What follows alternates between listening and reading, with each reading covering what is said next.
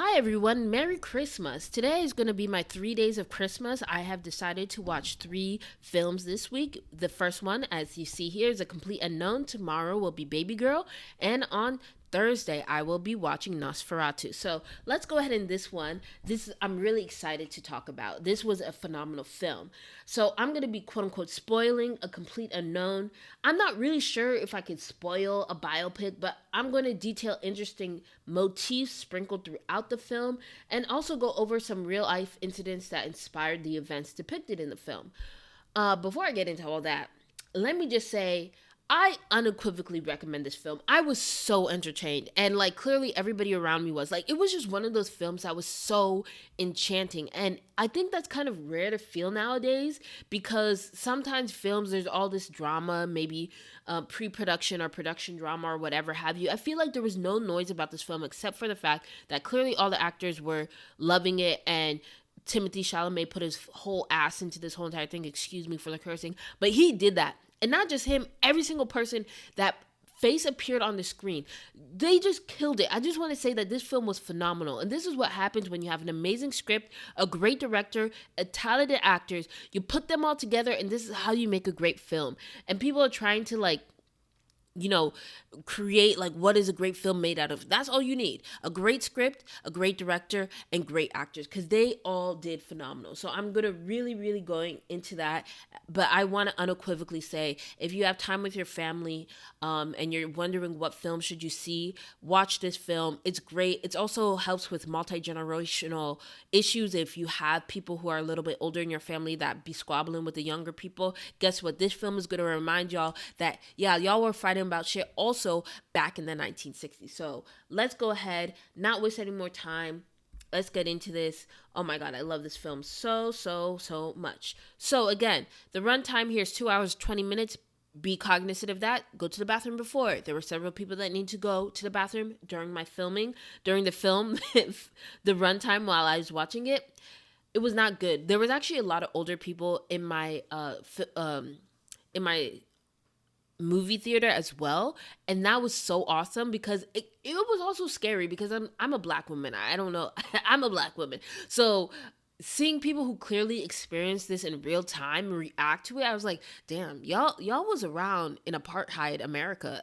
It was just a weird moment. This is directed by James Mangold, and he's probably best recognized for his contributions to the X-Men franchise with the Wolverine and Logan. I love both of those films. And most recently, he was lauded for his 2019 film Ford versus Ferrari, which starred both Matt Damon and Christian Bale. That wasn't really well watched, but it did get some Oscar buzz. So it was there. I think I'm going to try to look into that just to see what the difference is between that film, which is also a biopic, and this one. So the cast here we have, of course, Timothée Chalamet, who has been making his bro round throughout America in this holiday season. Monica Barbaro, she gets an asterisk because she did her thing here. And then I looked up her filmography, and it was a little bit there wasn't that much there. I mean, there was a lot, but it wasn't very high profile. It seemed very local. And this is one of those situations where you're just like, I guess Hollywood doesn't know how to find talent because she has all of it. And I'm just going to say from this day forward, I'm in the Monica Barbaro fan club. I will be watching everything she puts out after this, and please, whoever managing her, whoever her agent is, get her in all the films. Like, she deserves it. She did such a phenomenal job, and she looked like straight out of the 60s. I think it was one of those things I noticed first of all, she has wonderful teeth, but she doesn't have those Hollywood chiclets in her mouth. And actually, Timothée Chalamet doesn't either. And it was just really cool just to see that. Anyway, she just felt so real and tangible, and she just acted her ass off. So I really want to give kudos to her for her efforts in this film. Edward Norton, he's one of my favorite actors of all time. So he, of course, did what he needed to do. But I really love the subtlety, and there was the kindness in his eyes and his portrayal of Pete Seeger, and I thought that was really phenomenal. And also, just to go back a little bit, Monica Barbaro played Joan Baez. Also been obsessed with that discography, so definitely listen to Joan Baez if you have an opportunity to. Elle Fanning, who's pictured here with Timothée Chalamet, she plays, oh my God, wow, I just forgot the name, but I have it right here, Sylvie Russo, who was Timothée Chalamet's girlfriend, on and off, and I'll talk a little bit more about he was dogging out all these girls while he was in New York City. And then Dan Fogler. The reason I'm giving a shout out to Dan Fogler is because a lot of times when people cast a comedic relief character, they sometimes still feel inappropriately placed. But Dan Fogler, James Mangold, you did your thing with this character. This character was really phenomenally placed. Dan Fogler, again, I hope he gets placed into more films. I know he's more of a comedian, but this really showed his chops to be able to hold his own in a dramatic film. So who's the ideal audience? As I mentioned earlier on, I think everyone, but if I'm really going to get into it, it's someone who disliked Bohemian Rhapsody biopic and thinks that it is possible to create a truly heartfelt musician biopic with a plot that does not rely on the lionization of the protagonist. And that's this film. This film is, it definitely, if you have any ill feelings towards biopics, particularly those of most recently put out, which I do think have been lacking in many ways, or even if you've been sinister since, you watch A Beautiful Mind and you're like, this is a little hokey. This is definitely a film that will change your mind, and I will talk about this later in this video. But I think a part of the reason why this works so well as a biopic is because it's not really about the life of Bob Dylan. It's really exploring a particular time in American history and a certain plot point, and it's expanding on the ideas that can be explored through this particular time in American history and Bob Dylan's career. So let's go through some background history. This is a video, or a picture actually, of Bob Dylan at the 1965 Newport Folk Festival. So I think clearly Timothée Chalamet does a pretty good job of replicating his stance and his demeanor. So what is about the source material? Okay, A Complete Unknown is based on a 2015 book by Elijah Wald called Dylan Goes Electric, which explores Bob Dylan's transition to electric music, which was notably introduced during his set at the 1965 Newport Folk Festival. In a New York Times review, Janet Maslin suggests that a book dedicated exclusively to the event seems quote-unquote unnecessary, since the story has been, quote, contemplated ad nauseum. I'm pausing here. I had no idea about this, and I think I am going to find and read this book because I just want to learn more. And that's what a good film does. It makes you want to explore more about the subject matter, the characters, the actors, everything. And this film does it all. And that's why I go to films. This is why I love watching movies. But the book also notes that it manages to find nuance in suggesting that Dylan's transition to electric may have been more a retreat into solipsism and selfishness, as opposed to a presentation of mind-blowing visionary. So apparently, through some research I've done, most people who know about this event just see Bob Dylan as this oracle who understood that society was moving away from folk music, that young people of the 60s were moving away from folk music, and that electric, that rock sound that we hear from the Beatles and other artists was something that was going to be more concrete. And again, it's kind of hard, and something I wish the film kind of delved into a little bit more is for the modern sensibilities.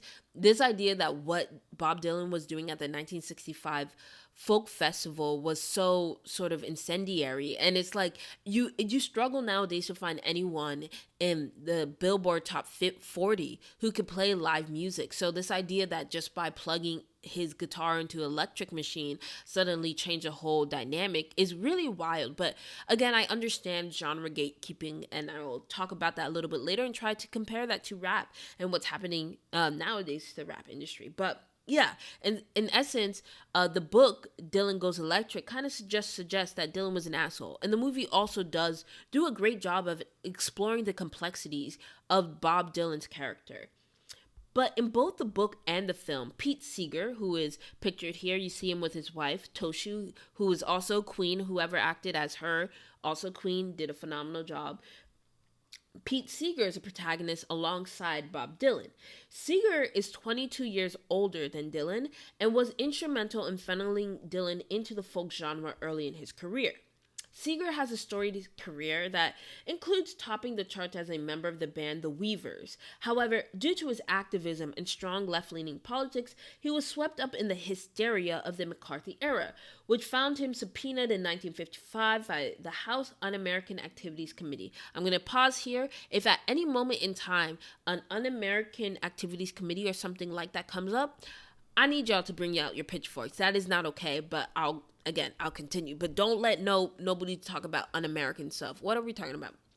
Anyway, which eventually led to a 1961 conviction for contempt of Congress, which held a sentence of 10 one-year terms in jail. But the conviction was overturned in 1962, and Seeger never served any time in jail. However, during a long period, he was banned from network television, and most colleges and concert halls refused to book him. So, I'll talk about it later, but yeah, that is legal censorship. They censored him legally. They didn't allow him on network television, and he had a lot of difficulty booking, despite the fact that he, with his band, The Weavers, had once topped the charts. So when he meets Bob Dylan, he's kind of rebuilding his career after all this hoopla around the McCarthy era. All right, let's get into the analysis. As somebody who knew nothing about the Bob Dylan Newport Folk Festival, this film does a fantastic job at introducing an audience to that drama and the folk genre. Despite being a film friendly to folk newbies, it also has many Easter eggs for music aficionados. At my screening, there were several moments where the audience just gasped, and I was just sitting there like, and why? The biggest gasp we got was when Al Kooper was introduced, and of course I had to Google him after the viewing, and I could see why people were gasping because he was kind of introduced as this nobody, and apparently now he has built such a reputation, especially among studio recordings. He basically was in every studio recording for the biggest songs of the 20th century, and that's really, unfortunately, not a over-exaggeration. It's just really phenomenal. This history that I just didn't have any idea about, that I'm so glad I get to explore more, and I'm hoping to look forward to reading more and listening to more of this type of music. So, the film begins with a depiction of Pete Seeger's conviction for contempt of Congress. We then transition to a young Bob Dylan making his way to New York City to sing a song for the ailing folk legend Woody Guthrie. At the hospital in Jersey, Dylan meets Seeger and plays a song for a nonverbal Guthrie that impresses both Guthrie and Seeger. Seeger then begins to mentor Dylan and take him to local folk venues, where Dylan acquires management and makes inroads for his career. Concurrently, Dylan meets his on and off girlfriend, Sylvie Russo, played by Elle Fanning, and Joan Bates, played by the indomitable Monica Barbaro, who becomes his work wife. And he's also not an off girlfriend for Joan Bates. So he's dogging all these girls. He's dogging everyone. Okay, while Dylan is established early as a folk musician that wins the respect of folk legends and younger audiences alike, he does show interest in other musical genres as well, which eventually leads to a full-blown transition at the 1965 Newport Folk Festival, which angers the folk genre gatekeepers and loyal folk fans who are riled up by his so-called betrayal. And the film depicts people throwing things onto stage, booing him, there being backstage drama of them trying to cut off his music. So there's a lot of hoopla in regards to Dylan expressing this new sound that he's trying to go with, and that unfortunately does break off his relationship with a lot of these people in the folk industry. The film makes no attempt to lionize Bob Dylan. It makes clear that he is an asshole, they say it several times in the show, who does not treat the women in his life well, and at times uses mysteriousness as a shield against accountability for his lack of communication. And I don't even think that this is exclusive to his personal life. They also show moments where he does this professionally when it comes to Pete Seeger. The more I read about Pete Seeger, by the way, I think Pete Seeger is an absolute legend, and I think more of us should be learning about Pete Seeger, and I completely understand why he's no longer a mainstream figure, because when we talk about people who actually fight for what they believe in and fight for the rights, Pete Seeger is definitely at the helm of that. But in general, despite his Bob Dylan's infuriating aloofness, the film is able to show why Dylan was able to make the lyrics that eventually won him the Nobel Prize. In one scene where Dylan laments the questions he gets as a high-profile artist, he astutely notes that when people ask him how he comes up with his songs, they're really just asking him why don't his song lyrics come to them. And for some reason, that really hit me because I think there are really subtle ways that people show their jealousy, and how artists oftentimes they have to kind of act like they didn't do much to get where they are. They're just like, and especially in the way that Bob Dylan carries himself as depicted by Timothée Chalamet, it's like, oh, I just be writing. I just be out here playing my guitar and they come to me. And he even mentions to Joan Baez, played again by Monica Barbaro, that he believes that she tries too hard in her music and that it's very audible and that's why some of her music doesn't hit as hard. So then why is it able to come so easy to someone like Bob Dylan? But yeah, I think there's really interesting ways in which jealousy is allowed to be, asked in a certain question. And I think that was such a great line in the film. So while the film is ostensibly about Bob Dylan, I think this film is also really about censorship. The film begins and ends with different types of censorship. Pete Seeger experiences the legal censorship, while Bob Dylan experiences the audience and genre gatekeeping censorship. I believe the film is trying to draw a connection between these censorships of law, folk genre gatekeepers, and the folk audience. However, I think it's dangerous to equivocate these variations of censorship because ultimately, the folk genre gatekeepers and the audience have nowhere near the power of the law. While I do agree there is some hypocrisy on the folk gatekeepers' part, considering how many of their peers were literally blacklisted for their lyrics and activism, they don't have anywhere near the power that the law did when they came out of Pete Seeger and convicted him for contempt of Congress. Bob Dylan was still able to release Highway 61 and go on to become a top charting artist who eventually won the Nobel Literature Prize. Legal censorship during the McCarthy era literally executed people, put them in jail, and restricted them from any mainstream distribution through television and radio. Moreover, for the audience, many of their protests can merely be seen as criticisms. I just want to make clear, I'm not talking about people who are throwing stuff on the stage. That is not appropriate. I recently saw that Billie Eilish had, I think, a necklace thrown on stage at one of her concerts. Please stop doing that. That is very dangerous. That's not what I'm talking about. But in general, saying something like, and Nighthawk Theater in Williamsburg does a really good job of showing precursors to the film, and they showed film of a lot of young people criticizing Bob Dylan and saying that they didn't appreciate his shift in sound. But a lot of that is really just art criticism. And it's really dangerous, in my opinion, to say that art criticism is censorship. Okay, again, I believe it's naive to believe that art criticism has no effect on the reception of any artistic output, but the effect is nowhere near the same as any legal censorship. Again, art criticism is not going to get you blacklisted on a TV show. It's not going to get you unable to become a mainstream star in the same way that legal censorship is, because what television show is going to want to put you on their screen if they can't get advertisers to support you because they don't want to be associated with somebody who was legally censored by the government. I also have a strong support for art criticism, which I believe that it is important part and function for a robust artistic environment. I do feel like there was also a lot of talk about the ownership of an artist that the audience clearly felt. There was a lot of moments that they depicted of Bob Dylan literally being grabbed at in a restaurant. There's one really keen moment when he's like very famous and a woman takes his glasses off, and then in trying to get the glasses back, he's punched by the woman's boyfriend. So it's really hard. But I think honestly, when it comes to art criticism, it's up to the artist to weigh the pros and cons of rejecting an audience's criticism. And at times, as is the case with Bob Dylan, rejecting criticism and moving past expectations can lead to a brighter future. Well, and that's really all. Actually, I could talk about this film for like many, many hours. I also want to go more into Toshi.